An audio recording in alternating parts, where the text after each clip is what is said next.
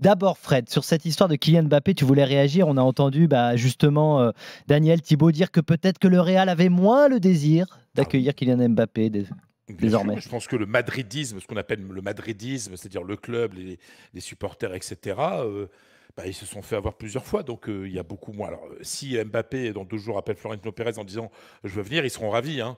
Mais voilà, il n'y a pas cette folie qu'il y avait avant. On aurait pu s'attendre, voilà, 1er janvier, c'est un agent libre, il peut signer au Real, qu'on en aurait fait des tonnes. Non, la presse espagnole en parle, mais n'en fait pas des tonnes. Voilà, j'ai repéré la première chronique, parce que vous savez, Alfredo Relagno, l'ancien directeur de AS, qui reste l'éditorialiste de AS, qui est vraiment la grande voix du foot espagnol, l'un des journalistes les plus respectés, il a fait sa première chronique de l'année aujourd'hui, il ne cite pas Mbappé.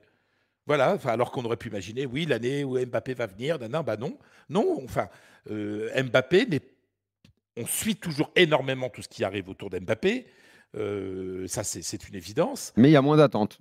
Mais il y a moins d'attente parce qu'ils se sont fait avoir, donc ils n'ont pas envie d'être déçus une nouvelle fois. Et puis parce que ça fonctionne. Oui, c'est l'amour et conduit. Non, attention, Fred, il y a 2 choses. Tu es en train de dire ne pas se faire avoir une autre fois. Ça veut dire qu'il y a quand même un désir, mais qui est moins affirmé, mais ça ne veut pas dire qu'il n'existe plus. Non. Et moi, la question que j'ajoute, c'est est-ce qu'ils le veulent encore autant Sportivement, beaucoup de gens se posent la question. Ah, voilà. Et ça, je pense que c'est nouveau en Espagne et je l'ai constaté aussi. Oui. On est moins dans l'idée que c'est le gars qu'il faut absolument avoir. Parce que t'as Haaland. Et le Real se dit pourquoi pas Haaland à 200 millions cet été, si tu veux. Mais c'est-à-dire que quand tu vois l'équipe, tu vois simplement d'un point de vue purement tactique.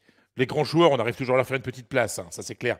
Mais quand tu vois là, c'est une grosse place qu'il faut. Le niveau d'un Rodrigo, quand tu vois l'importance d'un Bellingham qui joue beaucoup plus haut qu'on pouvait l'imaginer, c'est vrai qu'on se dit...